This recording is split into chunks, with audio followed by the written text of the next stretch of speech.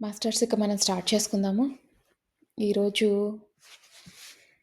మనం చెప్పుకోబోయే ఆహ్, కథ హ్మ్.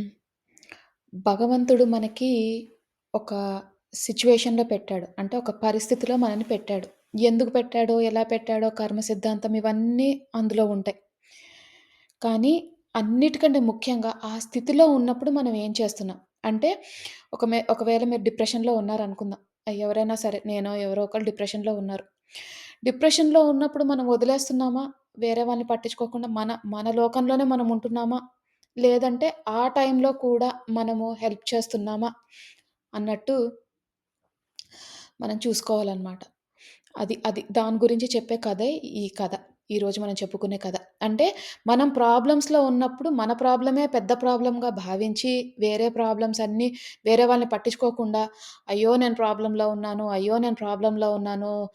నరకం అనుభవిస్తున్నాను అన్నట్టు బాధపడుతూ ఉన్నామా? అన్నది మనం గుర్తుంచుకోవాలెప్పుడు. సో, ఆ కథే ఈ కథ. చెప్పుకుందాం ఈ కథ ఈరోజు. అయితే ఒక ఊర్లో ఒక రాజుగారు ఉండేవారు. ఆయనకి చాలా లేట్‌గా పిల్లలు పుట్టారు. ఆయనకి చాలా రోజుల తర్వాత చంద్రమతి అనే ఒక కూతురు పుట్టింది. అంటే కూతురు పుట్టింది. తన పేరు చంద్రమతి పెట్టుకున్నాడు. చాలా బావుంటది. అపురూప సౌందర్యవతి చంద్రమతి. కానీ టైం చూడండి. రాజుగారి కూతురు అంటే యువరాణి అందంగా ఉంది. అయినా పెళ్లి కావట్లేదు. పెళ్లి కావట్లేదు. 16 ఏళ్ళు అయిపోయినాయి, 18 ఏళ్ళు అయిపోయినాయి, 20 ఏళ్ళు అయినాయి, 25 ఏళ్ళు అవుతున్నాయి.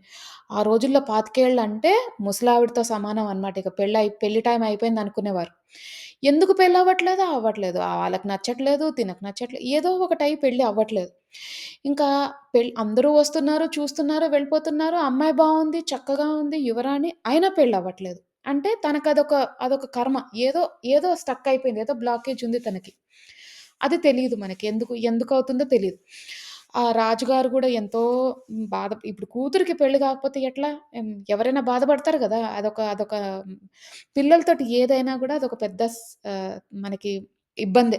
తల్లిదండ్రిగా ఉన్నప్పుడు చిన్నదైనా వాళ్ళకి చిన్న ముక్కు గారినా మనం తట్టుకోలేం. అట్లాంటిది పెళ్లి గావట్లేదు, అందరూ వచ్చి అడుగుతుంటారు. ఎందుకు పెళ్లి గావట్లేదు? ఎందుకు పెళ్లి కావట్లేదు? అది ఒక పెద్ద బాధే మనకి. చాలా బాధపడుతున్నాడు. రాజు బాధపడుతున్నాడు. రాజు పెళ్ళాం వాళ్ళ భార్య బాధపడుతుంది. ఏం చేయాలో తెలియని పరిస్థితి. అయితే ఈ చంద్రమతి ఉండి ఇంట్లో అలా ఉండిపోయి అందరికీ పెళ్ళిళ్ళయిపోతున్నాయి. తన చెలికెత్తలకి పెళ్ళిళ్ళవుతున్నాయి. తన దూరపు చుట్టాలందరికీ పెళ్ళిళ్ళవుతున్నాయి. తినకి మాత్రం గావట్లే. కోరికుంటది కదా! అమ్మాయికి పెళ్లి అవ్వాలని. పెళ్లి గావట్లే. ఏం జేస్తారింకా? ఆ అమ్మాయి అలానే డిప్రెషన్‌లోకెళ్ళిపోయింది. ఎవ్వరితో మాట్లాడేది గాదు. ఏమి జేసేది గాదు. రూమ్‌లోనే ఉండేది. బయటకొచ్చేది గాదు. మొహమంతా పీక్కుపోయింది. అంత అపురూప సౌందర్యవతి మరి ఎవరో ఒకళ్ళు ఎగబడి జేసుకుంటారనుకున్నది కంప్లీట్ రివర్స్ అయిపోయింది. ఒక్కొక్కసారి మనం అనుకుంటాం. మంచి సంబంధం దొరుకుతదని. అలాంటి వాళ్ళకే అదేంటో త సంబంధం దొరికినా వాళ్ళు విడిపోతారు. లేపోతే ఇంకేదో అవుతది. అది అనుకున్న దానికి అపోజిట్ అవుతది. కంప్లీట్ రివర్స్ అవుతది. ఈమె కేస్‌లో గూడా అంతే. ఇంత చక్కటి అమ్మాయికి పెళ్లవుతది అనుకున్నప్పుడు పెళ్ళే గాకుండా అలా ఉండిపోయింది 25 ఏళ్ల దాకా. ఇక ఇంకా ఇంట్లో ఉండి డిప్రెషనొచ్చేసిందనమాట. ఆమె అట్లానే ఉండిపోయింది. డిప్రెషన్‌లాకెళ్ళిపోయింది. ఎంతమంది వైద్యులు చూపిచ్చాడు వాళ్ళ నాన్న. రాజుగారు గదా! మరి ఆయన ఎంతమందికి చూపిచ్చినా ఎవ్వరు ఆహ్, హ్మ్, ఏమి చేయలేమంటున్నారు. వస్తున్నారు, వైద్యులొస్తున్నారు, చూస్తున్నారు, పోతున్నారు. ఏమి తెలియట్లే. ఏ రోగం తెలియట్లేదు. ఎందుకొచ్చిందో తెలియట్లేదు. ఏమీ అర్థం కావట్లేదు ఎవ్వరికీ. ఒకరోజు తినకి ఇలాగే కోపమొచ్చేసి పిచ్చిగా అయిపోయి అంటే ఏంటో మనసు బాగోక ఏం చేస్తుందో తెలియక ఈ రాజ్యంలోంచి నడుచుకుంటూ వెళ్ళింది. అయితే వాళ్ళు నార్త్ పక్కన అంటే పైన ఉత్తర దిక్కున ఉంటారనమాట ఈ రాజ్యం. అలా వెళ్తూ ఉంది. ఇంకా అనుకోకుండా ఆమెకి ఎరుకొచ్చింది. అరే! నేను మా రాజ్యం నుంచి దూరం వెళ్ళిపోతున్నాను గదా! ఏంటి ఇంత దూరం వచ్చేసాను అనుకోకుండా అని. ఏదో ఆలోచనలో పడి ఎళ్ళిపోయింది. దూరం వెళ్ళిపోయేటప్పటికి ఆహ్, కొంచెం భయం మొదలైంది. ఏంటి నేనెక్కడికొచ్చేసాను, ఏదో మా రాజ్యం ఎండ్‌కొచ్చేసాను. అంటే చివరికొచ్చేసాను. మా రాజ్యం అంతా అయిపోయి ఎక్కడికో వెళ్ళిపోయింది. నడుచుకుంటూ అలాగా 3, 4 గంటలో, 5 గంటలో నడుచుకుంటూ వెళ్ళిపోయింది. అప్పుడు రియలైజేషన్ వచ్చింది. అరెరెరే! నేనిట్లా వచ్చేసానేంటి అని. అప్పుడొచ్చినప్పుడు తనేమనుకుందంటే, ఇటు పక్క నుంచి ఇప్పుడు వెనక్కి తిరిగి ఎళ్ళాలి. నేనెలా నడుచుకుంటూ వచ్చానో అలాగే వెళ్ళిపోతాను అని. కానీ ఇప్పుడు ఎరుకొచ్చింది గదా! తను ఇంట్లో నుంచి బయలుదేరినప్పుడేమో ఎరుక లేదు. ఏదో నడుచుకుంటా కోపంలో తిట్టుకుంటా, ఏదో అనుకుంటా, భగవంతుడితో మాట్లాడుకుంటా ఇగ ఉంటాయి గదా! డిప్రెషన్‌లో ఉన్నప్పుడు ఏదో మాట్లాడుకుంటూ ఎళ్ళిపోయింది. ఏ దారినొచ్చానో తనకు గుర్తుకు రావట్లేదు. ఇప్పుడు ఎరుకొచ్చింది. అరే! నేను ఇల్లు తప్పిపోయానని. మరిప్పుడు వెనక్కెళ్ళాలంటే ఎట్లెళ్ళాలి అని ఇటు అటు తిరిగి చూసింది. చూడంగానే ఒక పక్క ఒక మంచి కలర్‌ఫుల్ చాలా అందమైన సీతాకోకచిలక కనిపించింది. అరే! భలే ఉంది గదా! అని ఆ సీతాకోకచిలక కొంచెం అటెళ్ళింది గదా! అని అటెళ్లి చూస్తే అక్కడొక మంచి నందనవనం ఉంది. అంటే ఎంత బావుందంటే ఆ వనము, తనకి ఇన్ని రోజులు డిప్రెషన్‌లో ఉంది గదా! అదంతా చూడంగానే ఒక్కసారి భూమి ఇంత అందంగా ఉంటదా? భూమి మీద ఇంత అందమైన ప్రదేశాలున్నాయా? అని ఎరుకొచ్చింది. అంటే రియలైజేషన్ వచ్చింది. అబ్బా! ఇంత బ్యూటిఫుల్ ప్లేస్‌ని నేనెప్పుడు చూడలేదు. ఇంత బావుందేంటి అని అనుకుంది. చూసింది, అటుపక్క చూసింది, ఇటుపక్క చూసింది. మంచి మంచి పువ్వులు ఎంతో అసలు ఆ వనమైతే అసలు అద్భుతంగా ఉంది. రంగురంగుల పువ్వులు, మంచి ఒక సరస్సు, దాంట్లో మంచి పక్షులు ఇవన్నీ భలేగా ఉంది. మర్చిపోయింది కాసేపు. తిరుగుతుంది మర్చిపోయింది. సడెన్‌గా అక్కడి నుంచి ఒకతనొచ్చాడు. రాంగానే భయపడిపోయింది తిను. ఎవరో అనుకుంది. ఆహ్, అప్పటిదాకా ఎవరితో మాట్లాడలేదు. మగవాళ్ళతో అసలే మాట్లాడలేదు. ఎవరో అనుకున్నగానే ఆహ్, "నువ్వు గంధర్వుడివా?" అని అడుగుతది ఆ అమ్మాయి. ఆ రాజకుమారి అడుగుతది అతన్ని. "గంధర్వుడా?" అంటే, "కాదు నేను గంధర్వుడిని కాదు. నేను ఒక రాజకుమారుడినే. నీలాగానే నేను ఇట్లా ఎట్లా తిరుక్కుంటూ ఇక్కడికొచ్చాను. ఒక గంధర్వుల వంశానికి చెందిన ఒక ఆవిడ నన్ను పట్టుకుంది. పట్టుకొని నన్ను బందీగా పెట్టేసింది. నేనెక్కడికి వెళ్ళడానికి లేదు. ఈ ఈ నందనవనం నుంచి వెళ్ళడానికి లేదు. అలానే రావడానికి ఎవరు ఇక్కడికి రావడానికి లేదు. చాలా హ్మ్. ఇరుక్కుపోయి ఉన్నాను నేను. ఎన్నో ఏళ్ల నుంచి ఇలా ఉండిపోయాను. నా వయసు ఆగిపోయింది. నేను ఎదగడం ఆగిపోయాను. ఆమె మంత్రం మా ఆవిడ మంత్రబలంతోటి ఇట్లా ఉండిపోయాను. ఆవిడకి నన్ను పెళ్లి చేసుకోవాలనుంది. కానీ నాకు ఆవిడని పెళ్లి చేసుకోవాలని లేదు. ఆ హ్మ్. గంధర్వురాలు ఉంది కదా! ఆవిడని పెళ్లి చేసుకోవాలని లేదు. ఇలా ఇరుక్కుపోయాను. నా జీవితం ఇంతే.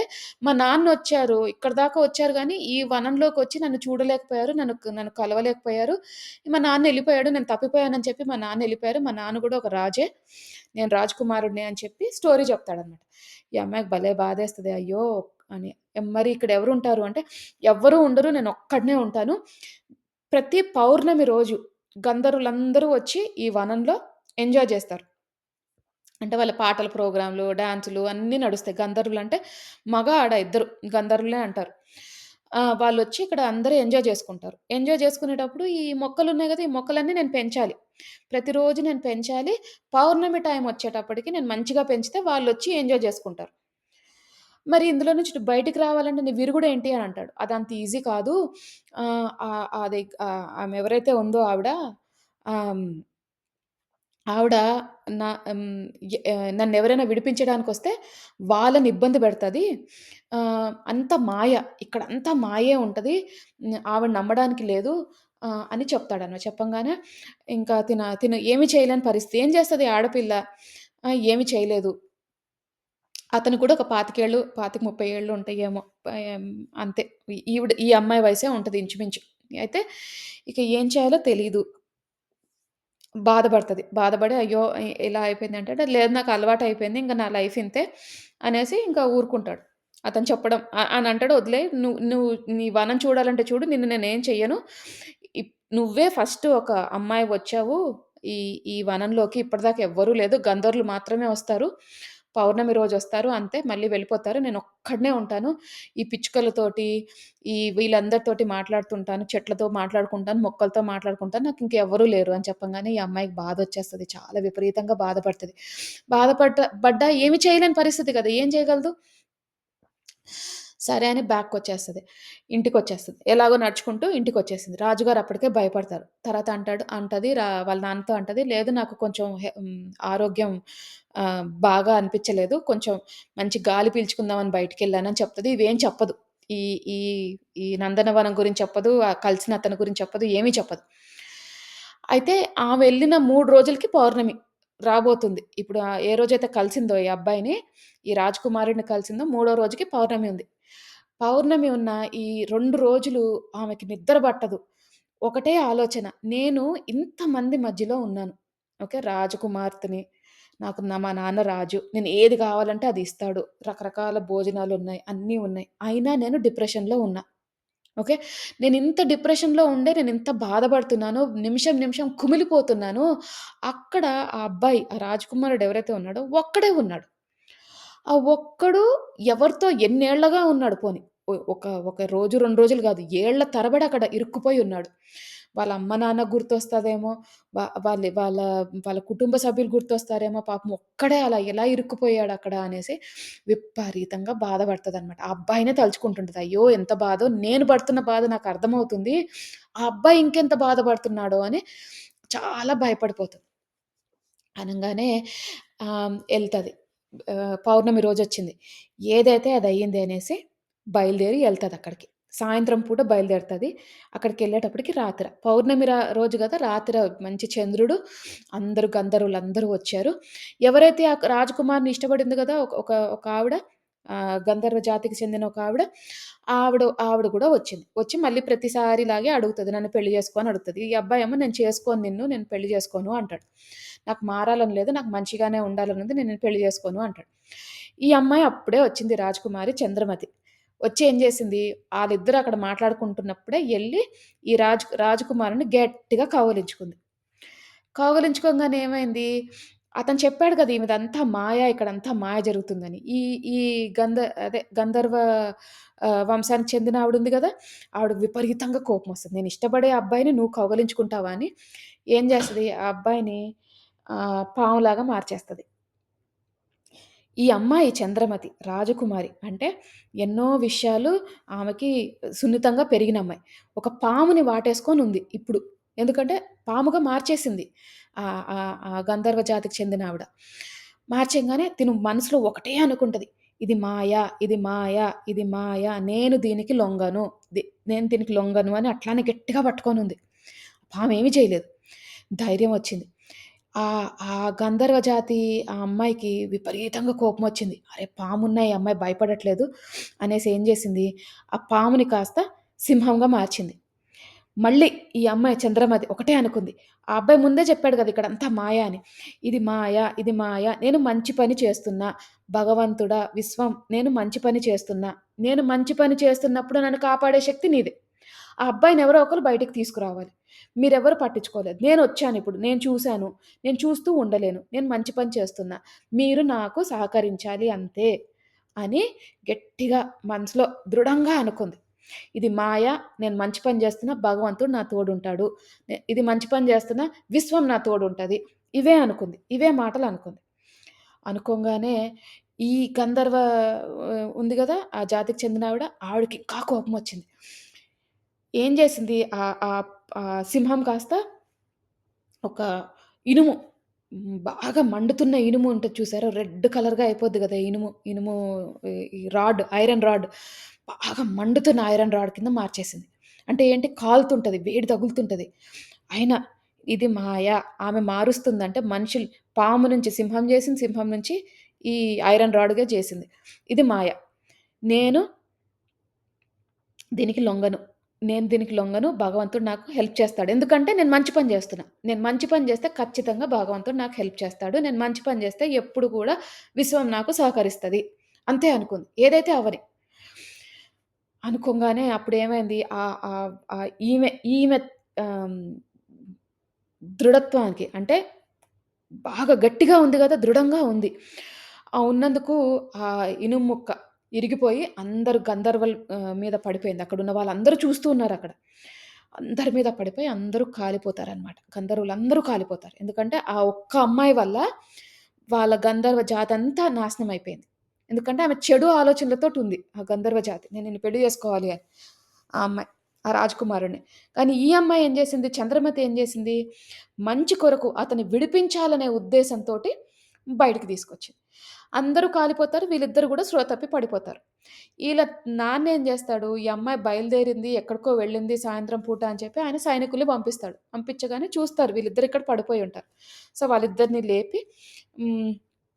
వాళ్ళిద్దరికీ ఇంక పెళ్లి జేస్తారు. మంచిగా ఆయన విముక్తి పొందాడు ఆ అబ్బాయి. చేశాడు. ఇప్పుడు మనము ఇది ఎంత మంచి లెసన్ అంటే, మనం మెడిటేషన్‌లోకొచ్చినప్పుడు ఒక పరిస్థితి కారణం వల్ల వస్తాం. చాలామంది అయితే పరిస్థితుల కారణం వల్లే వస్తారు. కానీ మనం మన పరిస్థితిలో మునిగిపోయి, మన పక్కనున్న వాళ్ళు ఎవరైనా సహాయం కోసం వచ్చినప్పుడు మనం పట్టించుకోము. వాళ్ళదంత పెద్ద ప్రాబ్లమ్ కాదనుకుంటాం. లేకపోతే అసలు వాళ్ళు ప్రాబ్లమ్‌లో ఉన్నారనుకోం. మన ప్రాబ్లమే ప్రాబ్లమ్. ఇగ మనకున్న స్థితే పెద్ద స్థితి. అందరూ మనకే హెల్ప్ చేయాలి. మనం మెడిటేషన్ జేసేయాలి. మన మెడిటేషన్‌లోంచి బయటికొచ్చేసేయాలి. మంచి జరిగిపోవాలి. మనకు మంచి జరగాలి. మన పిల్లలకి మంచి జరగాలి. భర్తకు మంచి జరగాలి. మన చుట్టుపక్కల వాళ్ళందరి గురించి అసలు పట్టించుకునే అవసరమే లేదు. ఫస్ట్ మనం మంచిగుండిపోవాలి అంతే. అదొక్కటే మనం కోరుకుంటాం. ఒక్కొక్కసారి కఠినమైన ప్రాబ్లమ్స్ ఉన్నప్పుడు అంటే మీకు ఎంత చేసినా ఆ ప్రాబ్లమ్ పోవట్లేదు అంటే, మనం ఖచ్చితంగా ఎక్కడో లోపించాము. ఈ కథలో అంత అందగత్తెయిన చంద్రమతికి పెళ్లి గాలేదంటే, ఎక్కడో ఏదో రాసిపెట్టుంది తనకి. అది వెతుక్కుంటూ తనే వెళ్ళింది టైమొచ్చినప్పుడు. అది అయ్యే వరకు అది తీరలేదు చూడండి. ఆ అమ్మాయికి పెళ్లి గాలేదు. అది కర్మ సిద్ధాంతం అనుకోండి. మీరు దాన్ని ఎట్లా అనలైజ్ చేసుకుంటే అట్లా చేసుకోవచ్చు. కానీ ఎక్కడో ఏదో మనం తప్పు చేస్తున్నాం. ఇన్ని రోజులు చంద్రమతి ఇంట్లో కూర్చొని ఏడ్చింది. ఎప్పుడో ఎళ్ళుండొచ్చు గదా! ఆ నందనవనానికి వెళ్ళలే. ఏడ్చి ఒకరోజు టైం రాగానే అటెళ్ళింది. ఎళ్ళంగానే చూసి ఊరుకొని వచ్చేయలేదు. వెనక్కి తిరిగొచ్చేయలేదు. ఆ అబ్బాయిని ఎలా బయటికి తీసుకురావాలో అని మనసు పెట్టి ఆలోచించింది. ఎవ్వరికీ చెప్పకుండా. వాళ్ళ నాన్నకి జెప్తే సైనికుల్ని పంపించేవారు. కానీ గంధర్వులని తెలిసి, అక్కడంతా మాయ ఉందని తెలిసి, సైనికుల్ని పంపిస్తే వాళ్ళందరూ చనిపోతారని తెలిసి, తనే సొంతంగా మొత్తం అన్నీ వదిలించుకొని అంటే త్యాగం చేసేద్దామని రెడీ అయిపోయింది బేసిక్‌గా. లైఫ్‌ని త్యాగం చేద్దామని రెడీ అయిపోయింది. మాయే గదా! తను గూడా అక్కడ బందీ అయిపోయి ఉండొచ్చు. ఆ అబ్బాయి దగ్గర. కానీ మనస్ఫూర్తిగా తన మనసు తలించిపోయింది ఆ అబ్బాయి గురించి. అయ్యో! పాపం నేనే ఇంతమంది మధ్యలో ఉన్నప్పుడు ఇంత బాధపడుతున్నానే, ఆ అబ్బాయి ఎంత బాధపడుతున్నాడు, ఎవ్వరూ లేరు అని అది మనం పడాల్సిన ఆవేదన. మన ప్రాబ్లమ్స్‌తో పాటు పక్కన వాళ్ళకి కూడా ప్రాబ్లమ్ ఉందంటే ఎంతో కొంత తోచినంత మనం సహాయం చేయాలి. మనం ఎప్పుడైతే సహాయం చేద్దామనే ఆ ఉద్దేశం మనకొచ్చిందో, విశ్వం మనకు తప్పకుండా హెల్ప్ చేస్తది. భగవంతుడికి కావాల్సింది గూడా అదే మార్పు. మార్పు. మీకుంది ప్రాబ్లమ్ కరెక్టే. విధంగా ఏదో ఒక సిట్యుయేషన్‌లో ఉన్నారు. దాంట్లో నుంచి బయటికి రావాలంటే మాత్రం దాన్ని ఒక్కొక్కసారి విడుదల జేసి మొత్తం తెంచుకొని బయటికొచ్చేయాలి అది. సో, ఇంకా అప్పటి నుంచి ఆ అమ్మాయి డిప్రెషన్ పోయింది. ఆ అబ్బాయి వచ్చేసాడు బయటికి. ఇద్దరు కలిసున్నారు. చక్కగా ఉన్నారు. మంచిగా రాజ్యాన్నేలారు. టైమొచ్చింది అన్నీ మంచిగా అయిపోయినాయి. సో, ఒక్కొక్కసారి మనము అదేంటంటే పట్టేసుకొనుంటాం మన ప్రాబ్లమ్‌కి. నాదే పెద్ద ప్రాబ్లము. ఎవ్వరికీ ప్రాబ్లమ్సే లేవు. భగవంతుడు నన్ను వదిలేసిపోయాడు. ఇట్లా వదిలేసిపోయాడు. ఈ స్థితిలో నన్ను వదిలేసిపోయాడని కాదు. భగవంతుడు మనకి ఒకటిచ్చాడు అంటే దానికి సొల్యూషన్ గూడా ఇచ్చాడు. దాన్ని ఎట్లా బయటికి తీసుకురావాలని కూడా చెప్పాడు. ఇట్లా ప్రతిరోజు ఇంతింత మంచి మంచి కథలు, ఇంతింత మంచి జ్ఞానము ప్రతిరోజు నేర్చుకుంటున్నాం. ఎందుకు? ఇది ఉపయోగపడాలి మనకి. లైఫ్ లెసన్స్‌గా మనం యూజ్ చేసుకోవాలి. మన జీవితం మొత్తంలో ప్రతిరోజు ఒక్క మంచి పని చేసినా, పోనీ వారానికొక మంచి పని, నెలకొక మంచి పని చేసినా మనం మారినట్టే. ఎప్పుడైతే మనం ఆ అడుగు ముందుకేస్తామో అప్పుడే మనకి ఆహ్, ఆహ్, మన మన మన ఉన్నత స్థితికి మనం చేరుకోగలుగుతాం. సో, అది మాస్టర్స్ ఈరోజు కథ. అందరూ కథ విన్నారు కాబట్టి చక్కగా ఇక రిలాక్స్ అయిపోండి. అందరూ స్థిర సుఖాసనంలో కూర్చోండి. అంటే మీకు ఏ పొజిషన్ కంఫర్టబుల్‌గా అనిపిస్తే ఆ పొజిషన్‌లో కూర్చోండి. ఒకవేళ మీ ఆరోగ్య రీత్యా మీరు కూర్చోలేకపోతే పడుకొని కూడా ధ్యానం చెయ్యొచ్చు. కూర్చున్నప్పుడు మీరు వెన్నుముక్క స్ట్రెయిట్‌గా ఉండేటట్టు చూడండి. తల నిటారుగా పెట్టండి. వేలల్లో వేలు పెట్టుకోండి. కళ్ళు 2 మూసుకోండి. అలాగే పడుకొని ధ్యానం చేసేవారు కాలు మీద కాళ్ళు పెట్టుకొని, వేలల్లో వేలు పెట్టుకొని, కళ్ళు 2 మూసుకోండి.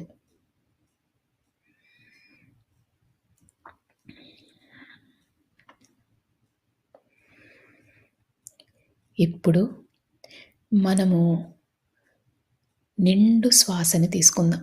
అంటే శ్వాస ఎంత నిండుగా ఉండాలంటే, మనం శ్వాస లోపలికి పీల్చుకుంటున్నప్పుడు, ఈ విశ్వంలోని సమస్త కాస్మిక్ ఎనర్జీ అంతా కూడా మీ శరీరంలోకి వెళ్తున్నట్టు భావించండి. ఈ విశ్వంలో ఎంతో మంచి పాజిటివ్ ఎనర్జీ ఉంది. అదంతా కూడా మనం స్వీకరిస్తున్నాం. మన శరీరాన్ని, మన మనసుని ఓపెన్ చేసి పెట్టుకున్నాం. ప్రతి ఒక్క కాస్మిక్ ఎనర్జీ గానీ, పాజిటివ్ ఎనర్జీ గానీ రిసీవ్ చేసుకునే స్థితిలోకి వెళ్ళబోతున్నాం. అందుకని చక్కగా ఒక్క నిండైన శ్వాస తీసుకోండి.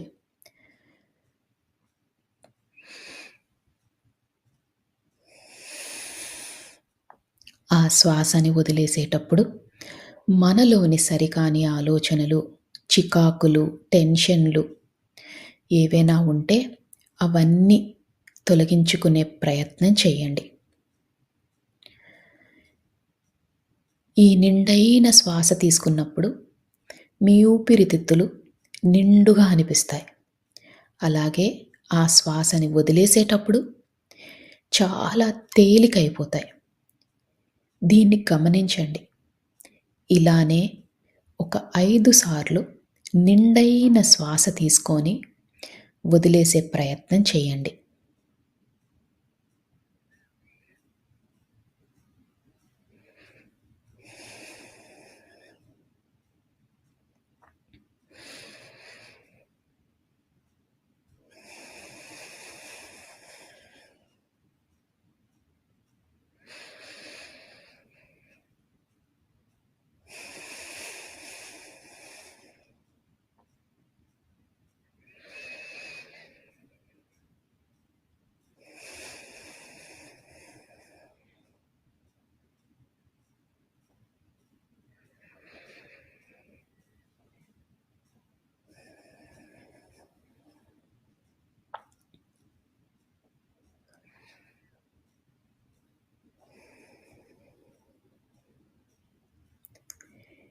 ఇప్పుడు మీ మనసు, శరీరం చాలా తేలికైనట్టు మీకు భావన కలుగుతుంది. మనమిప్పుడు శరీరంలో ప్రతి భాగాన్ని రిలాక్స్ చేసుకునే ప్రయత్నం చేద్దాం. అంటే ముందుగా సహస్రారం, తల భాగం దాన్ని రిలాక్స్ చేసుకునే ప్రయత్నం చేద్దాం. అలానే ముఖము, చెవులు, భుజాలు, చేతులు, చేతి వ్రేళ్ళు, పొట్ట, నడుము, కాళ్ళు, పాదాలు, కాలి వ్రేళ్ళు అన్నిటినీ రిలాక్స్ చేసుకోండి. రిలాక్స్ చేయడం అంటే మీరు కంఫర్టబుల్ పొజిషన్‌లో కూర్చున్నట్టు, అలానే తేలిగ్గా అయినట్టు మీకు అనిపిస్తే మీ శరీరం రిలాక్స్ అవుతున్నట్టు. బిగించి పట్టకండి. శరీరాన్ని చాలా లూజ్‌గా, రిలాక్స్డ్‌గా చేయండి.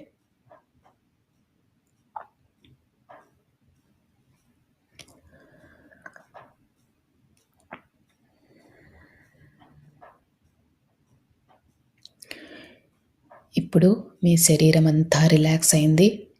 మీ మనసు కూడా చాలా తేలిక అయింది.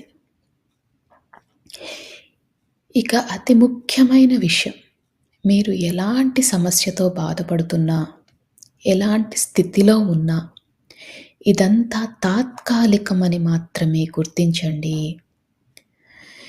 ఎందుకంటే ఏ సమస్యకైనా ఒక సమాధానం ఉంటుంది. దాని దొరికే ప్రయత్నమే, దాన్ని కనుక్కునే ప్రయత్నమే ఈరోజు మనం చేసే ఈ ధ్యానం. అందుకని శరీరం అంతా రిలాక్స్ చేస్తున్నాం. మనసుని రిలాక్స్ చేస్తున్నాం. ఎలాంటి పరిస్థితులైనా కూడా ఒక అరగంట పాటు మనం అది పక్కన పెడుతున్నాం. అంటే దాన్ని మర్చిపోయే ప్రయత్నం చేస్తున్నాం.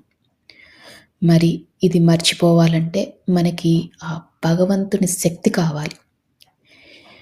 మీ ఇష్టదైవమైన ఎవరైనా మీ ఇష్టదైవం ఉంటే ఆ ఇష్టదైవాన్ని మనస్ఫూర్తిగా నమస్కరించుకోండి. అలానే ఒకవేళ మీ ఇష్టదైవం లేకపోయినా, భగవంతుడి పైన నమ్మకం లేకపోయినా, ఈ విశ్వంలోని ఉన్న కాస్మిక్ ఎనర్జీ, ఆ పాజిటివ్ ఎనర్జీ ఏదైతే మనల్ని నడిపిస్తుందో దాన్ని నమస్కరించుకొని, కృతజ్ఞతలు తెలియజేసుకొని, మనతో పాటు ధ్యానం చేయడానికి ఆహ్వానించండి. మీ ఇష్టదైవాన్నైనా, ఈ పాజిటివ్ ఎనర్జీనైనా మనతో పాటు ధ్యానం చేసే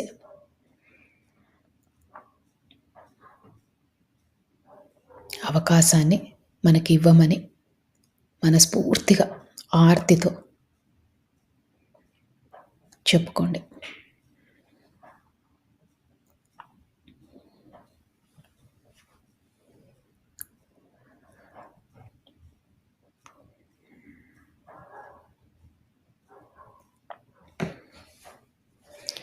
మీ శరీరమంతా తేలికైపోయింది. మీ మనసు కూడా చాలా తేలిగ్గా ఉంది. ఇక మనం ధ్యాన లోతుల్లోకి వెళ్దాం.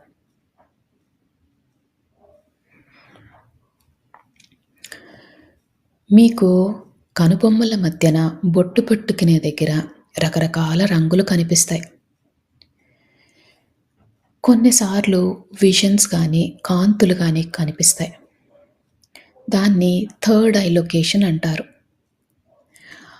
ఈ ధ్యానం మొత్తంలో కూడా ఆ లొకేషన్‌లో అంటే మీ కనుబొమ్మల మధ్యన దృష్టి పెట్టేలాగా, దాని మీద ఫోకస్ పెట్టేలాగా చూసుకోండి. మీకు ఎప్పుడు ఆలోచనలు వచ్చినా నెమ్మదిగా శ్వాస మీదికి ధ్యాస మరల్చండి. ఆలోచనలు వస్తూ ఉంటాయి. అది చాలా సహజం.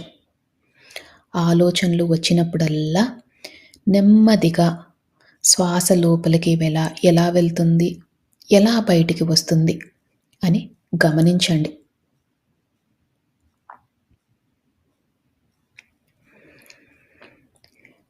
ఆలోచనలతో పోట్లాడొద్దు. నెమ్మదిగా శ్వాస మీదికి ధ్యాస మరల్చండి.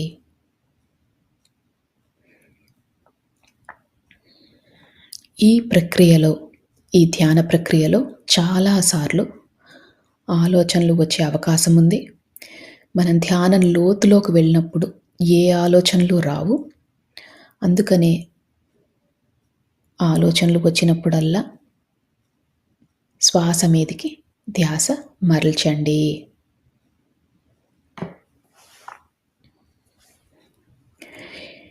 మనం ధ్యాన లోతుల్లోకి వెళ్ళబోతున్నాము. ఇక ఒక్క 3 సార్లు మళ్ళీ మంచి నిండైన శ్వాస తీసుకొని వదిలేయండి. శ్వాస తీసుకుంటున్నప్పుడు మీతో పాటు ఉన్న భగవంతుని శక్తి కూడా మీ దగ్గరికి వస్తున్నట్టు, అలానే ఈ విశ్వంలోని కాస్మిక్ ఎనర్జీ శక్తి అంతా కూడా మీ శరీరంలోకి వెళ్తున్నట్టు భావించండి. ఈసారి ఆ శక్తి రెండింతలయ్యింది. ఎంతో అద్భుతమైన ఈ శక్తిని మనం స్వీకరిస్తున్నాం. అందుకని శ్వాస లోపలికి వెళ్ళేటప్పుడు చక్కగా నిండుగా మీ ఊపిరితిత్తులన్నీ కూడా నిండుగా అయ్యేటట్టు భావించి ఆ శ్వాసని తీసుకొని మళ్ళీ వదిలేయండి. ఇలా 3 సార్లు చేయండి.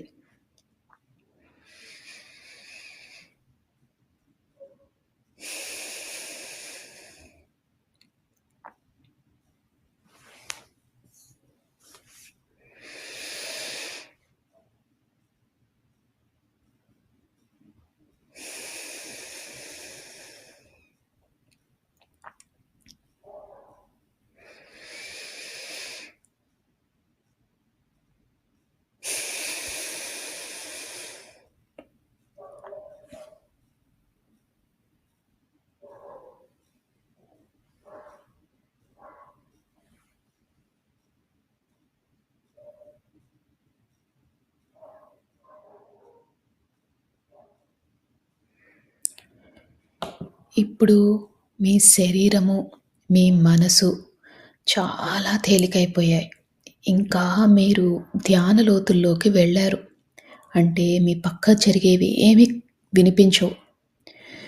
నా మాటలు మాత్రమే వినిపిస్తున్నాయి.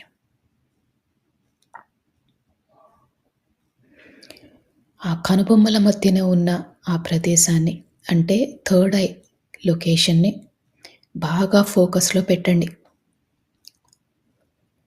ఒక్కోసారి మీకు ఆ థర్డ్ ఐ లొకేషన్‌లో కొంచెం భారంగా అనిపించినా, నొప్పిగా అనిపించినా అది చాలా సహజం.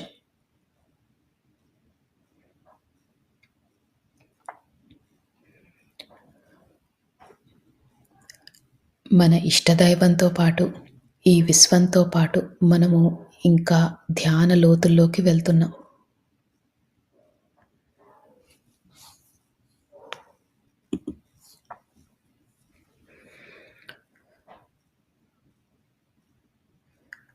ఈ ధ్యాన లోతుల్లోకి వెళ్ళేటప్పుడు మీరు గమనించాల్సిన విషయం, మీ శరీరమంతా చాలా తేలికైపోయింది.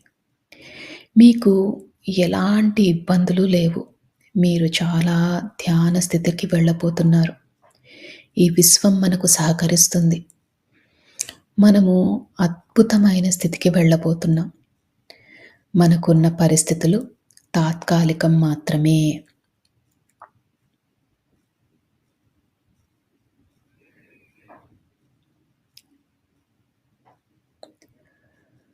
మనము ఈ జీవితానికి, ఈ విశ్వానికి, మన ప్రయాణానికి, ఈ జీవన ప్రయాణానికి కృతజ్ఞతలు తెలియజేసుకోవాలి. ఎందుకంటే ఎంతో అదృష్టం ఉంటే మనం ఈ ధ్యాన మార్గంలోకి వచ్చాము. జ్ఞానాన్ని తెలుసుకుంటున్నాము.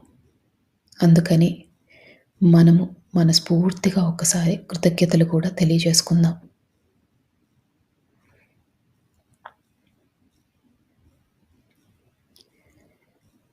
ఈ కృతజ్ఞతలు తెలియజేసినప్పుడు మీ శరీరం ఇంకా తేలికవుతుంది. ఎందుకంటే మీలోని సరికాని ఆలోచనలన్నీ తొలగిపోయాయి.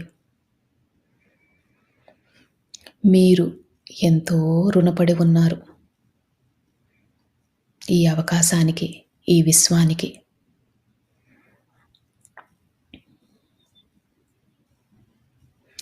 మనసుని బాగా తేలిక చేసుకోండి. అదే స్థితిలో ఉండండి.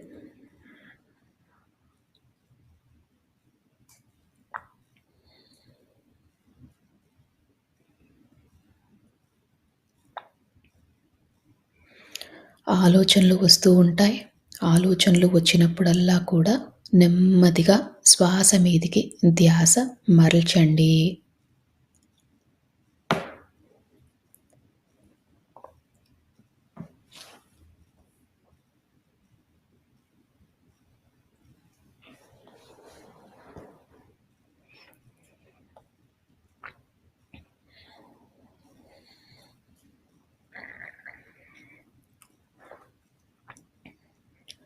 మనము మానవ జన్మ ఎత్తిందే కర్మలు తీర్చుకోవడాని కోసం. అంటే ఎన్నో జన్మలుగా కర్మలు చేస్తున్నాం. దాన్ని తొలగించుకునే ప్రయత్నం చేస్తున్నాం. ఈ కర్మలు తొలగిపోవాలంటే మనలో పరివర్తన చాలా ముఖ్యం. అలానే పశ్చాత్తాపం, ప్రాయచిత్తం కూడా చేసుకోవాలి. అంటే మనం చేసిన తప్పులని, గతంలో గాని, గత జన్మలలో గాని చేసిన తప్పులని క్షమించమని మనస్ఫూర్తిగా కోరండి.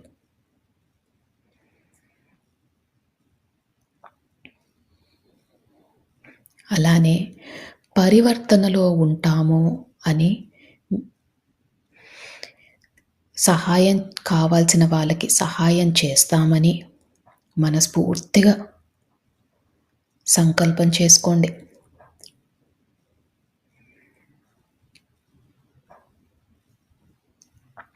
మా వద్దకు సహాయం కోరి వచ్చిన వారికి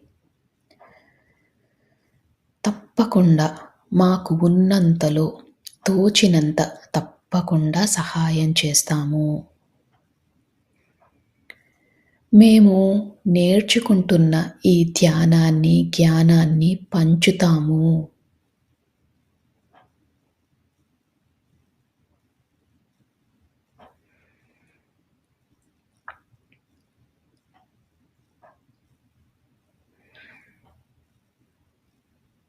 ప్రతి జీవాత్మకు కూడా మా వల్లే సుఖంగా బ్రతికే హక్కు ఉందని తెలుసుకున్నాము.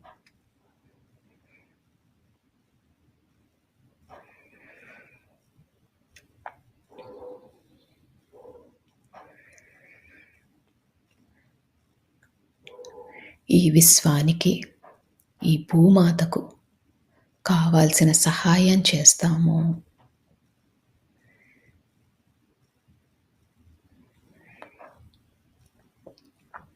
ఈ సంకల్పాలు మనం చెప్పుకున్నప్పుడు మీ శరీరం ఇంకా తేలికవుతుంది.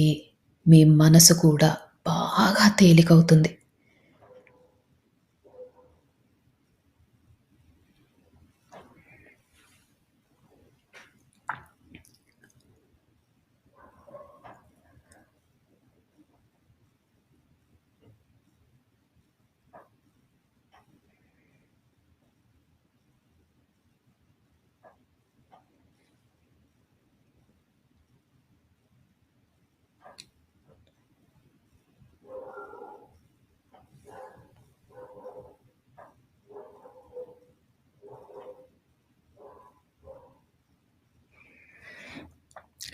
ఈ సంకల్పం చెప్పుకున్నప్పుడు మీ శరీరం చాలా తేలికైంది. ఇంకా లోతులోకి వెళ్ళే ప్రయత్నం చేయండి. మీ పక్కన ఏది జరుగుతున్నా మీకు పట్టించుకోవద్దు. నా మాటలు మాత్రమే మీకు వినిపిస్తున్నాయి. ఈ ధ్యాన లోతుల్లోకి మీరు వెళ్ళిపోయారు. ధ్యానంలో ఆ మహాదేవుడిని, ఆ పరమశివుడిని, ఆ జగన్మాతను, మీ ఇష్టదైవాన్ని, అలానే మీకు ఈ విశ్వం నుంచి కావాల్సిన సహకారం దొరకాలని మనస్ఫూర్తిగా కోరండి. ఇప్పుడు విశ్వంలోని సమస్త కాస్మిక్ ఎనర్జీ అంతా కూడా కాంతుల రూపంలో మన శరీరంలోకి వెళ్తున్నట్టు భావించండి. అద్భుతమైన కాంతులు, ఎటు చూసినా కాంతులే. ఈ కాంతులే మనకు సర్వం, ఈ కాంతులే మనకు దైవం, ఈ కాంతులే మనకు ఆరోగ్యం.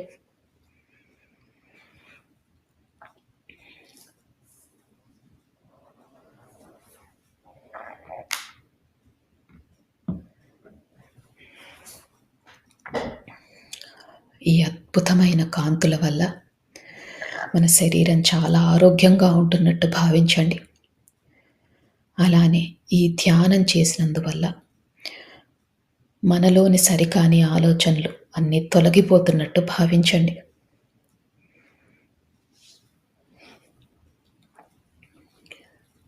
ఈ రోజు నుంచి మన కుటుంబ కలహాలన్నీ తొలగిపోతాయి. మన ఆర్థిక స్థితి మెరుగుపడుతుంది. మనం పడుతున్న మానసిక వ్యధ తొలగిపోతుంది. మన ఆరోగ్యం మెరుగుపడుతుంది. అద్భుతమైన కాంతులు, ఎటు చూసినా కాంతులే.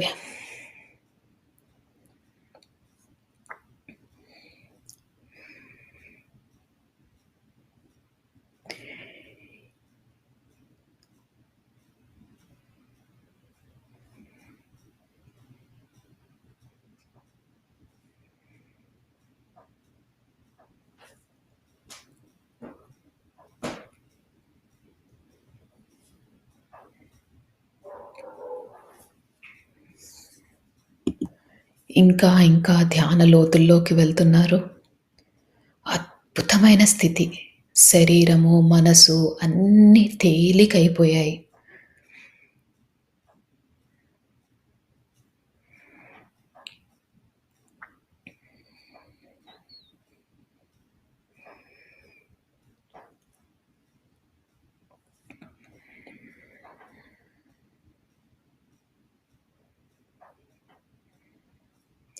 ఒకవేళ ఆలోచనలు వస్తుంటే ఆలోచనలని వాటితో పోట్లాడకుండా నెమ్మదిగా శ్వాస మీదికి ధ్యాస మరల్చండి.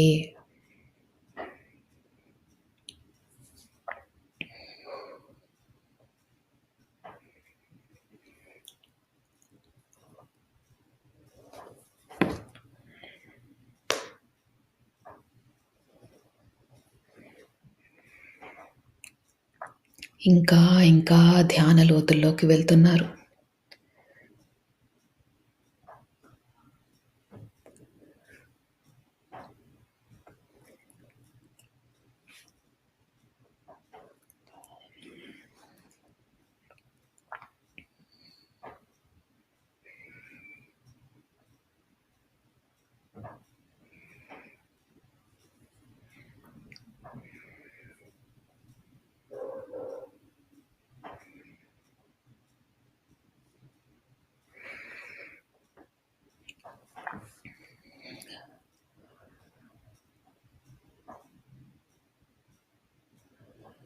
కనుబొమ్మల మధ్యన బొట్టు పెట్టుకునే దగ్గర మీకు రంగులు కనిపించినా, కాంతులు కనిపించినా, విజన్స్ కనిపించినా ఇంకా లోతుకు వెళ్ళండి.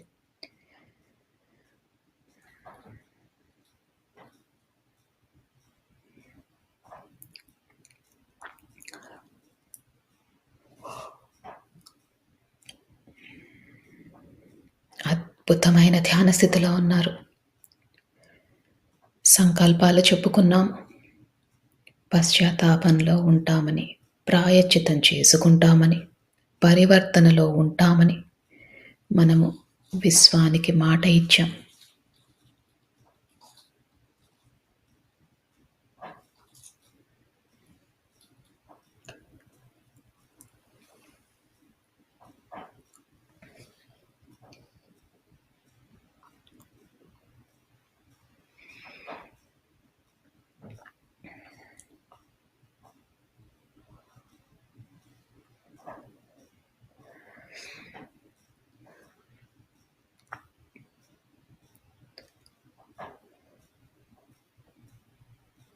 మీ శరీరాన్ని గమనించండి. చాలా తేలిగ్గా ఉంది. ఇదే స్థితిని కొనసాగిస్తూ ఇంకా ధ్యాన లోతుల్లోకి వెళ్ళండి.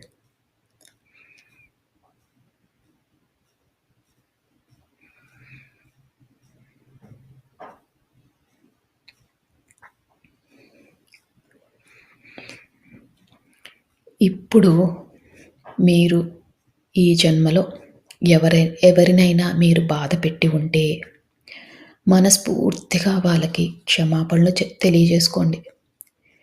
అజ్ఞానంతో, అహంకారంతో వాళ్ళని బాధ పెట్టాము అని మనస్ఫూర్తిగా వాళ్ళని క్షమించమని కోరండి.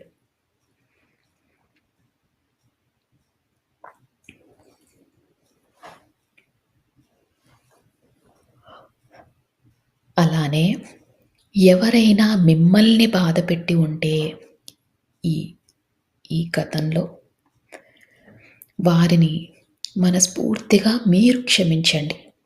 వారు తెలియక, అజ్ఞానంతో, అహంకారంతో తప్పులు చేసి ఉంటారు. అందుకని మీకు వారిపైన ఎలాంటి కోపమున్నా, ద్వేషమున్నా అవన్నీ తొలగించుకోండి.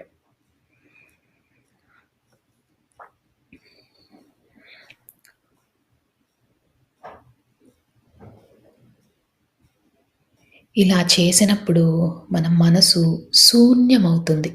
మనసు శూన్యమైనప్పుడే ఈ విశ్వంతో అనుసంధానం అవ్వగలం. మీ ఇష్టదైవంతో అనుసంధానం అవ్వగలం. అందుకని ఎవరిపైనైనా కోపం గానీ, ద్వేషం గానీ ఉంటే అవన్నీ తొలగించుకోండి. శూన్య స్థితికి చేరుకోండి.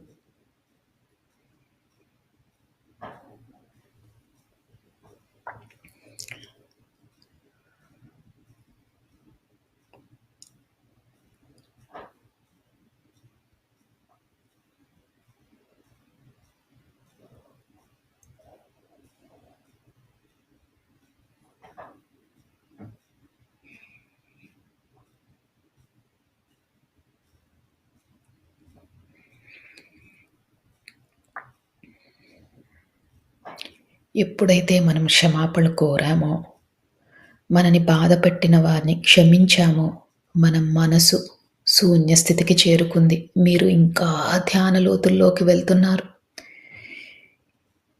ఆ విశ్వంతో అనుసంధానం అవుతున్నారు.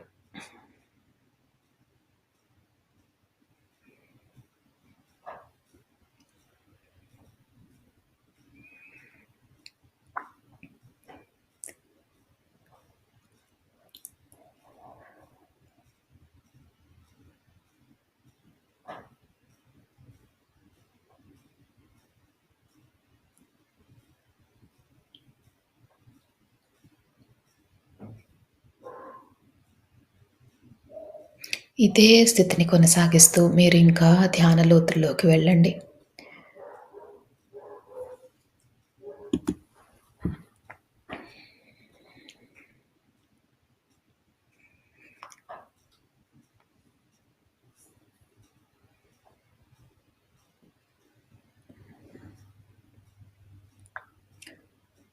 అద్భుతమైన ధ్యాన స్థితిలో ఉన్నారు. ఇదే స్థితిని కొనసాగిస్తూ మీరు ఇదే స్థితిలో ఉండొచ్చు. ఒకవేళ ఈ స్థితి నుంచి బయటికి రావాలనుకుంటే